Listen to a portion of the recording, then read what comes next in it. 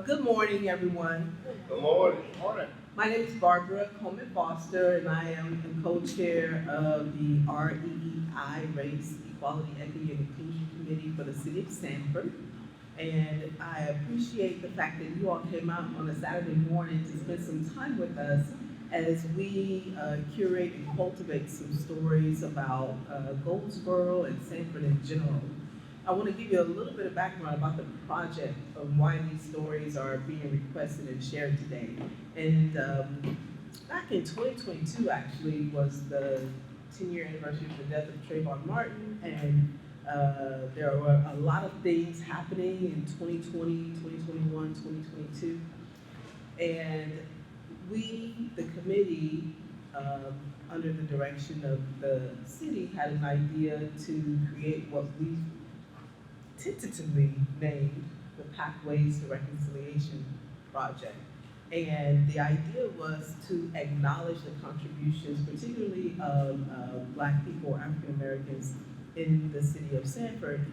And so we set out to create a project that would collect the histories, the oral histories, because we know we have shared those histories through generations and through families, but we want to make those histories known to a broader range of people.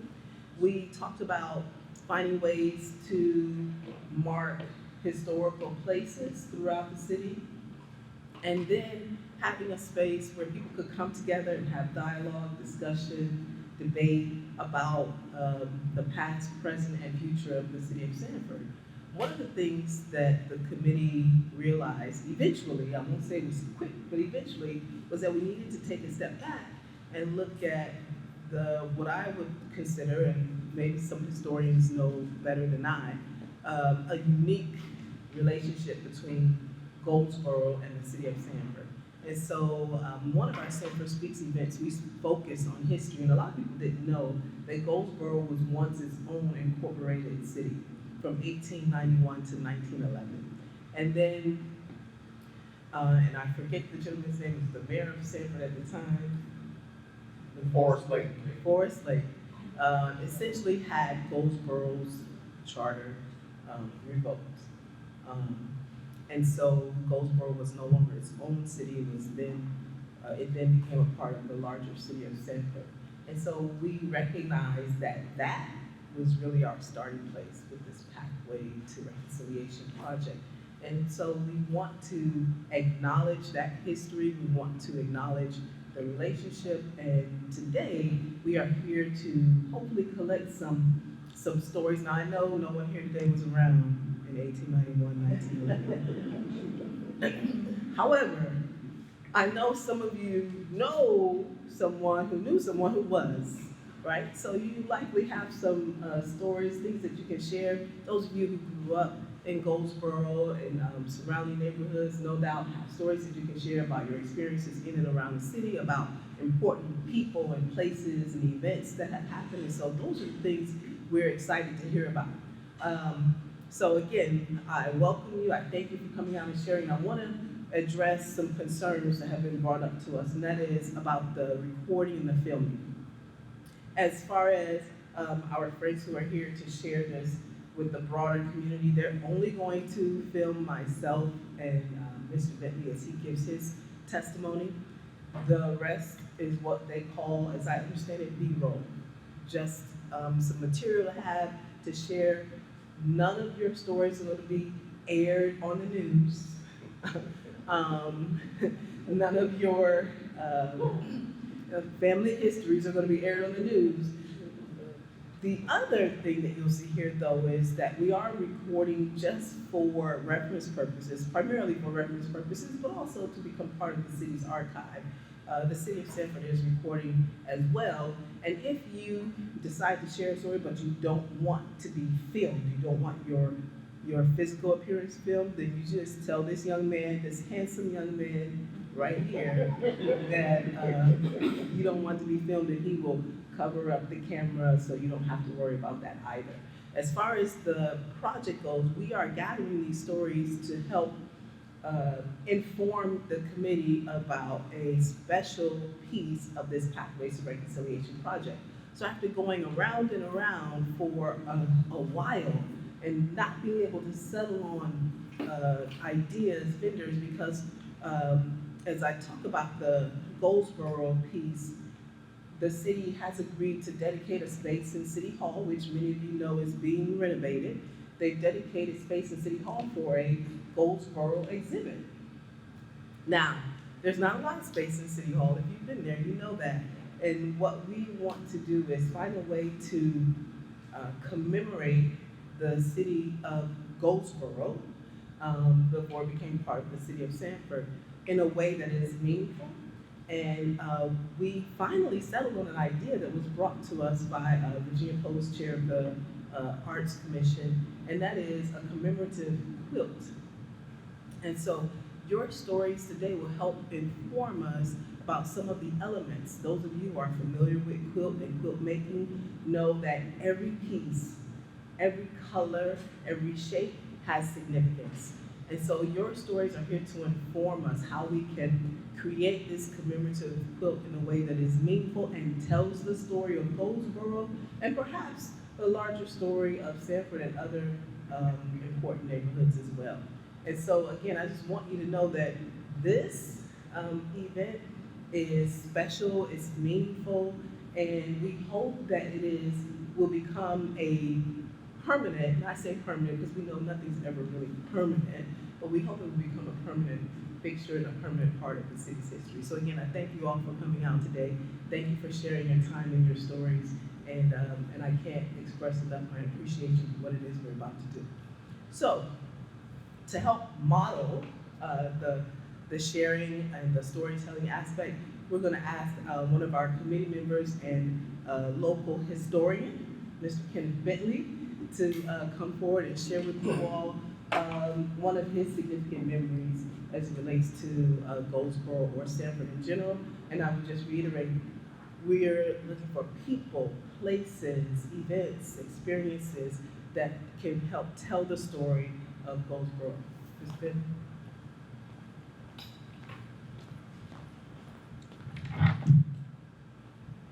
Thank you, Ms. Coleman.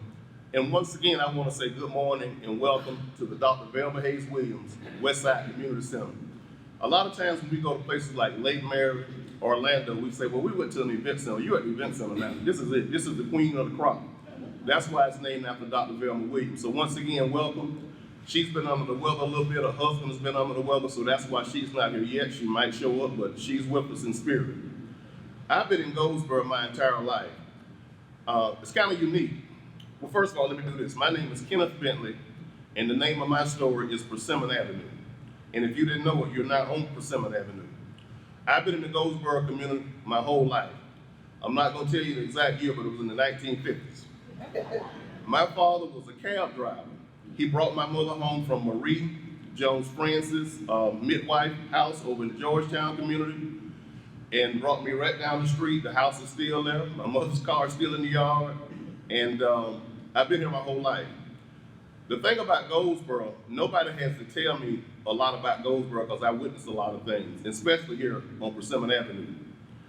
Not being familiar with this community, you have no idea that there was two Persimmon Avenues. This is South Persimmon Avenue, and the other Persimmon Avenue is what Murthy's daycare is. But they honored Miss Murthy and renamed it Murthy Drive. But we had two Persimmon Avenues, and the mailman used to always get it mixed up. We'd get the Murthy's mail, they would get our mail. And then Miss Murthy got tired of it. She just moved on this Persimmon Avenue. You don't have to worry about it anymore. This building that you're in didn't exist. When I was a little boy, this was a field where the farmer grew celery. He had orange trees, grapefruit trees, and the thing about it, he was white. His name was Mr. Zipwright. My sister, my brother, and myself would come down here every day and play in Mr. Zipwright's field. Now you have to realize, right on the corner of historic Goldsboro Boulevard and Persimmon Avenue, it's a little restaurant. They called it Pooh Bear now. It used to be called the Coffee Pot. It was nothing on this street but the coffee pot and Nat Bentley's house.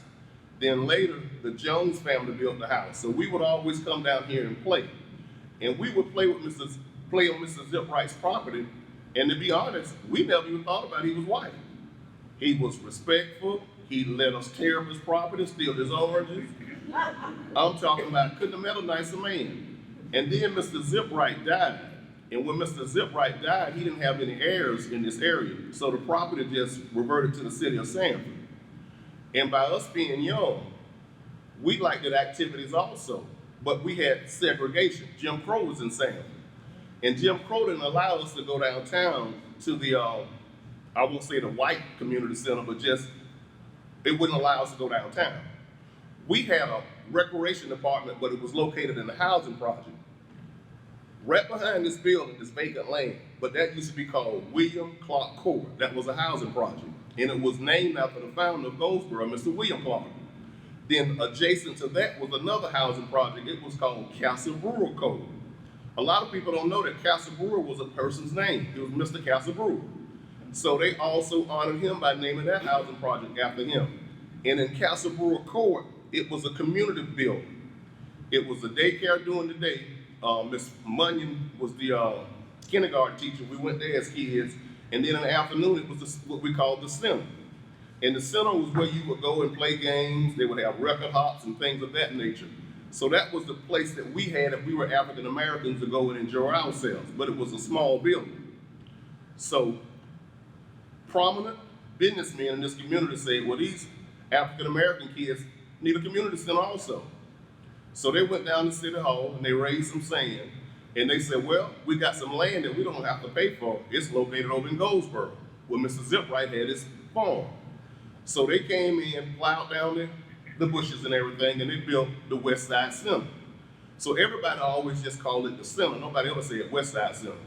And it stayed packed every day because we had those surrounding housing projects, so the kids had somewhere to go every day.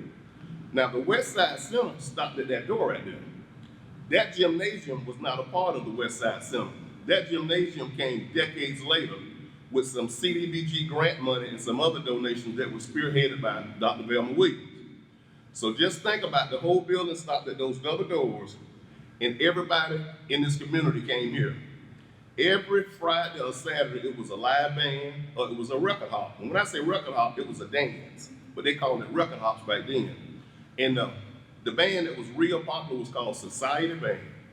It was headed by Gerald Casanova and a lot of other people, but they did everything. They even went to the Apollo Theater. And they got robbed at the Apollo Theater. They were the best act, but they gave it to a local girl in New York City by the name of Stephanie Mills. So they got robbed that day. But getting back to Persimmon Avenue, this was the outlet for African Americans. Wedding receptions, family reunions, dances, whatever you could name, it was held at the Westside Center. And when you got out of school, this was a safe haven. You could come out here, that was the ping pong room. We had a pool table room. The basketball court was right here. I don't know how we played in here, but it was a full basketball court. The girls would learn how to do majorette drills. They would also have foursquare. Any kind of activity you knew, we did it here. Also, right behind me, where the garden is now, was the baseball field. We couldn't play baseball at Fort Mellon Park, so they built us a field here. Also, with Persimmon Avenue, the history along this street. When you get back to Persimmon and Goldsboro Boulevard, matriarchs and patriarchs, you had Miss Lamb. Miss Lamb was a matriarch in this community. You had Miss Johnson. Miss Johnson was a school teacher. Her husband worked at the railroad, and back then the railroad was a big job because most people were picking oranges or cutting salads, so that was a good living. If your wife was a school teacher and you were working at the railroad. And also, Miss Johnson had a sister by the name of Eunice Idella Wilson. She had the funeral home in Sanford. So the Johnsons were a prominent family. You could go all down historic Goldsboro Boulevard, and there were teachers and businessmen. But I'm gonna stay with Persimmon Avenue. Also with Persimmon Avenue, we got something, I guess it was in the late 70s or early 80s, and people didn't understand what it was. It was called the auto train. And people say, the auto train? They say, yeah, we're gonna put that on Persimmon Avenue. Well, what nut would put their car on the train? Well, we found out it's a lot of nuts would put their car on the train. It's called convenience. Instead of driving from Alexandria, Virginia to Central Florida, you put it on the train, get it off the train, and you go to Disney or Cape Canaveral or wherever you wanna go. So that's been a hit as far as Persimmon Avenue. And also with Persimmon Avenue, Crooms Academy. Crooms Academy, and I know a lot of people in this room are not from Sanford, not from Goldsboro, But Crooms Academy is our Harvard University. If you want to get punched in the eye, you talk about Crooms. You can get punched right in the eye. That's our Harvard, that's our Yale, that's our Brown, that's our Dartmouth, that's our institution. Crooms Academy was the location that all high schoolers had to go to that were African American until 1970. If you lived in Oviedo, if you lived in Altamont, if you lived in Midway, and you were African American, you got on a bus and you came to Crooms. That's the only high school you were able to go to. If you didn't want to go to Crooms, your family had to provide transportation. They could take you to Edenville. They had a school by the name of Hungerford. They later changed it to Wildmore Tech. But that was the choice. So that's why people in Sanford know each other. They went to school. Most kids got there in 9th grade. But now, I'm not going to tell the age when Dr. Williams got there. She was in 3rd grade. So she went from 3rd to 12th grade, and Dr. Williams always had something to say. I said, well, Dr. Williams, you're smarter than a lot of other people. She said, I went to an academy. I never went to a school. She went to Crooms Academy. So she said she never went to a regular school. So that's why she's smarter than everybody else. But Crooms is a landmark. Professor Joseph Crooms, that's not his first stop. He started in Georgetown and Harvard, but we're going to stay on Persimmon Avenue. He convinced the school board to build an institution over there. And when they built that institution, he had to garner the land. Now, Mr. Bentley is not that old, but this is a true story. My father's name was Jared Bentley. If you know where my mother's house is, my mother's house, they weren't married yet. That's way before he married my mother. That house is where the gym is. You know where the new gym is? Imagine my mother's house being across the street over there. Professor Crooms needed to purchase some more land. So he approached my father. He said, well, I'll save the land because I want you to be able to educate the kids. But I don't want to build another house. So they got at that time he had a motel on Southwest Road. His name was Mr. Henry McAllister. Mr. McAllister could move buildings. So Mr. McAllister came and moved that house across the street. And my father brought that property and put the house there. And then Professor Crooms was able to expand the school at that time. Not what it is today, but back then. Remember, Crooms, when it first was built, was all wooden structures. The block and mortar came decades later. So it's a lot of history on this street. And I remember as a little boy, when the mailman brought the mail to the house, he would always say, this address don't match this side of the street. This is 1118. The even number should be on the opposite side of the street. And I would always tell him when I was told that they moved the house across the street. He said, oh, that makes sense. Then he said, well, y'all might not get mail anymore, but that was 100 years ago and we still get mail. Persimmon Avenue is a historical street with Crooms, with the Westside Center, and with the people that built this community. Also with Persimmon Avenue, if you look to my right, my classmate has a fabulous church over there. It's called Calvary Temple of Praise. Bishop Paul P. Wright. We're classmates. As kids, we would play over there. When we were kids, the name of that place was Holloway Construction. Holloway Construction sold out and they moved to H.E. Thomas, which is 25th Street, and they built a place called Rinker Construction. So Rinker Construction used to be Holloway, and we would play over there as little boys throwing rocks at each other, and they had like a pond inside. We would go in there and swim. But we had no idea as kids playing over there that one day he would have a church on that same property. So everybody say, but God. But God. It's just so much history in this corridor, but it's a lot of history in Goldsboro. I could talk all day, but that's not what they charged me to do. I had a good friend of mine named Dr. Pastor Ronald Murphy. He said, Bentley, always do what people call you to do. They told me to talk about one story, so I'm going to talk about one story, and that's Persimmon Avenue. Now, what I did is called an icebreaker. I want other people to come up and follow me and tell the people that are present today about history that they know about Goldsboro. And if you don't know any history about Goldsboro, you absorb it. You absorb it and you take it to somebody else and say, no, I was at the Westside Community Center on the 26th of July, and I found out this, I found out that. That's how you pass history along. And the best thing they can be doing tonight is taping this, because I don't want to go anywhere, but I ain't going to be a forever. But you tape it, and when you tape it, you can share it. The worst thing the Bentley family did was not take Altamese Bentley. You talking about a historian. She was a historian to the 10th degree. but we don't have tapes of it, but I remember what she shared with me. But it makes a difference when you can show a classroom of kids. That makes a big difference then. So, Mr. Bentley has done the icebreaker on Persimmon Avenue. Now, who would like to be next? Dr. Benita Brown Tim.